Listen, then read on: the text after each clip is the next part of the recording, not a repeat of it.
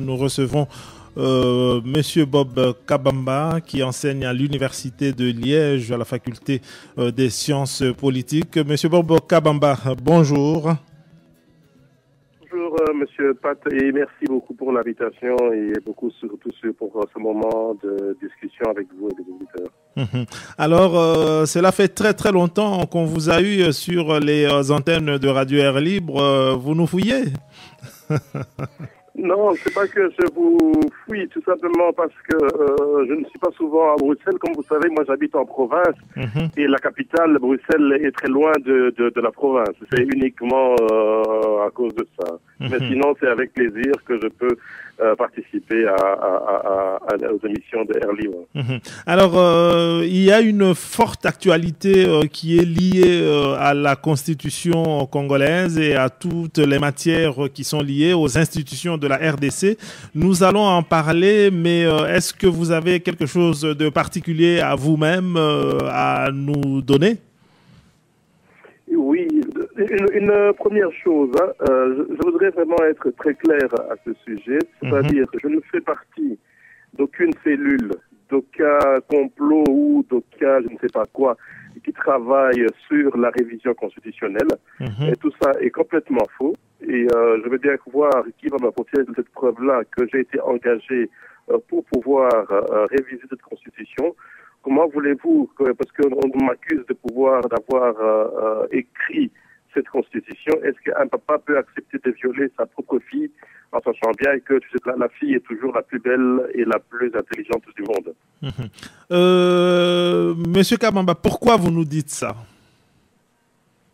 Pourquoi je vous dis ça? Pour la bonne et simple raison que j'ai il y a des gens qui se disent de l'opposition et qui n'en sont absolument pas, et qui sont venus à l'université, soi-disant, pour venir me demander d'arrêter mon action de réviser la constitution congolaise.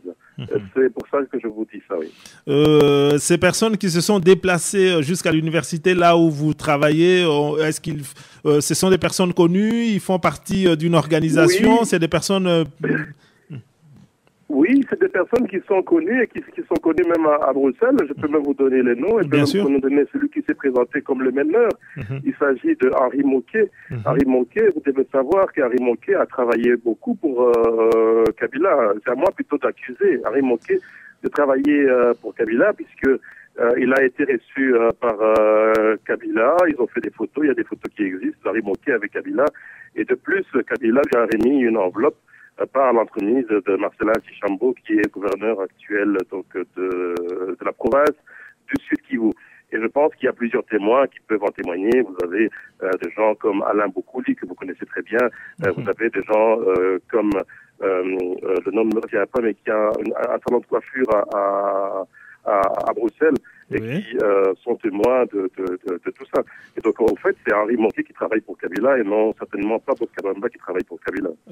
Monsieur Bob Kabamba, l'information que vous venez de donner là est très importante. Il s'agit d'une accusation et nous serons obligés de donner un droit de réponse à Henri Moquet. Vous dites qu'il y a des photos qui sont disponibles entre Kabila, où se retrouvent Kabila et Henri Moquet sur la même photo.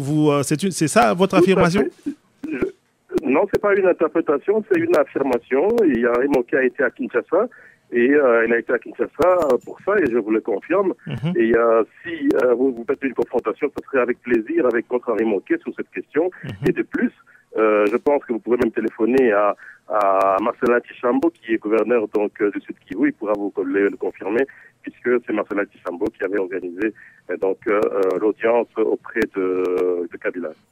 Information très importante. Et si vous donnez cette information, c'est parce que, comment dirais-je, ils sont descendus à l'université. Quelles ont été les conséquences de leur descente? Non, parce que tout simplement, il s'est défini dans son discours à mon collègue Pierre Verians.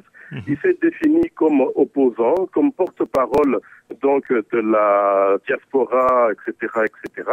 Alors qu'il n'en est absolument pas porte-parole et encore moins opposant.